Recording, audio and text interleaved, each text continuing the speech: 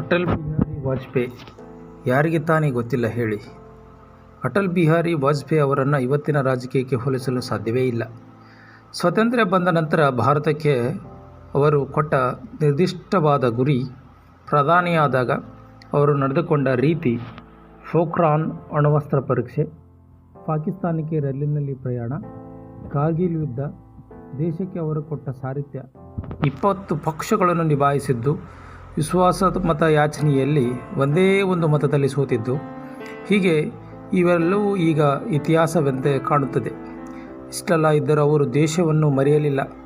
ಅಟಲ್ಜಿ ಅವರಿಗೆ ರಾಜಕೀಯ ಅಧಿಕಾರ ಮುಖ್ಯವಾಗಿರಲಿಲ್ಲ, ದೇಶದ ಪ್ರಗತಿಯೇ ಅವರಿಗೆ ಮುಖ್ಯವಾಗಿತ್ತು.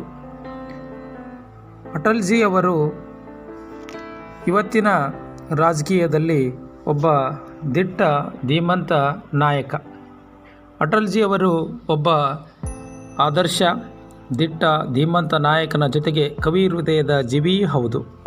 ಅಟಲ್ಜಿಯವರು ಒಂದು ಕವಿತೆಯನ್ನು ಬರೀತಾರೆ, ಅದಕ್ಕೆ ಕನ್ನಡಕ್ಕೆ ಅನುವಾದ ಮಾಡಿ ಸೂರಜ್ ಕಾಟ್ಕರ್ ಅವರು ಕೂಡ ಅದನ್ನು ಬರೆದಿದ್ದಾರೆ. ಸಾಯಬಲ್ಲೆ ನಾನು ಬಾಗಲಾರೆ ನಾನು, ಸಾಯಬಲ್ಲೆ ನಾನು ಬಾಗಲಾರೆ ನಾನು, ಅಧಿಕಾರದ ವಿರುದ್ಧ ಸತ್ಯದ ಹೋರಾಟ, ಸರ್ವಾಧಿಕಾರದ ವಿರುದ್ಧ ನ್ಯಾಯದ ಹೋರಾಟ, ಬೆಳಕು ಅಂತಿಮ ಅಸ್ತ್ರವೆಂದು ಗೊತ್ತಿಲ್ಲದೆ ಕತ್ತಲಿಗೆ ಬೆಳಕಿಗೆ ಆಹ್ವಾನ ನೀಡುತ್ತಿದೆ. ಸಾಯಬಲ್ಲೆ ನಾನು ಬಾಗಲಾರೆ ನಾನು, ನಿಷ್ಠೆಯ ಸ್ಥಿರವಾದ ದೀಪ ಹಿಡಿದು ಏನೇ ಸಿಡಲೇ ಭೂಕಂಪವಾಗಲಿ, ಆಯುಧ ರಹಿತ ನಾನು, ಶಸ್ತ್ರಾಸ್ತ್ರ ವೈರಿ ಅತಿಬಲ ಶಕ್ತಿ ನಿಂತಿದ್ದಾನೆ ಎದುರಿಗೆ. ಸಾಯಬಲ್ಲೆ ನಾನು ಬಾಗಲಾರೆ ನಾನು, ಹೋರಾಡುವ ನಾನು ಪಣ ತೊಡುವೆ, ಪ್ರಾಣ ಲೆಕ್ಕಿಸದೆ ಪ್ರತೀಕಾರ ಮಾಡುವೆ, ಶರಣಾಗತಿಯನ್ನು ಎಂದೂ ಸ್ವೀಕರಿಸದೆ ಸರ್ವಜ್ಞನೆಲ್ಲ ಪಣಕ್ಕೆ ಹಚ್ಚುವೆ, ಸಾಯಬಲ್ಲೆ ನಾನು ಬಾಗಲಾರೆ ನಾನು.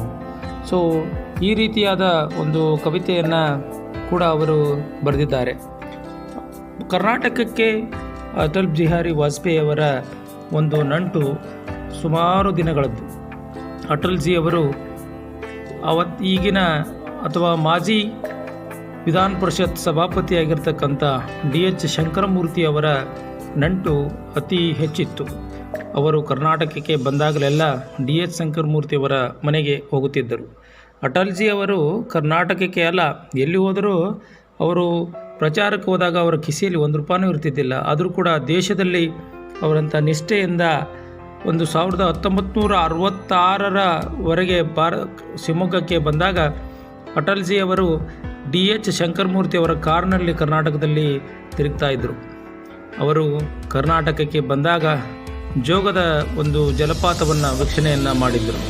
1966 ಅವರು ಪ್ರಚಾರ ಭಾಷಣ ಮಾಡಿದಾಗ ಶಂಕರ್ಜಿಯವರು ತನ್ನ ಸ್ವಂತ ಅಣ್ಣನ ಕಾರಿನಲ್ಲಿ ಕರೆದುಕೊಂಡು ಹೋಗಿದ್ದರು. ಕರ್ನಾಟಕಕ್ಕೆ ಬಂದಾಗ ಸುಮಾರು 1984 ಭದ್ರಾವತಿಯ ಚುನಾವಣೆಯಲ್ಲಿ ಅವರು ವಸಿಷ್ಠ ಪಂಗಡಕ್ಕೆ ಸೇರಿದ ಲಕ್ಷ್ಮೀನಾರಾಯಣ್ ಎಂಬ ಯುವಕನ ಜೊತೆ ಅವರ ವಿರುದ್ಧ ಸೋತಾಗ ಅಲ್ಲಿರ್ತಕ್ಕಂಥ ಒಬ್ಬ ಯುವಕ ಏನಾಗ್ಬಿಡ್ತಾನೆ ಅಂದ್ರೆ ಸತ್ತೋಗ್ತಾನೆ. ಆ ದುರ್ಘಟನೆಯನ್ನು ಎಂದೂ ಮರೆಯಲ್ಲ.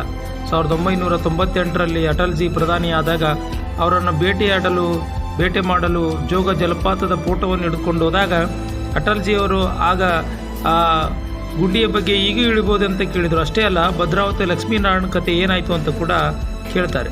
ಭದ್ರಾವತಿಯ ಸೋಲು ಅವರನ್ನು ಅಷ್ಟು ಮರೆಯಲಾರದೆ ಇದ್ದಿತ್ತು.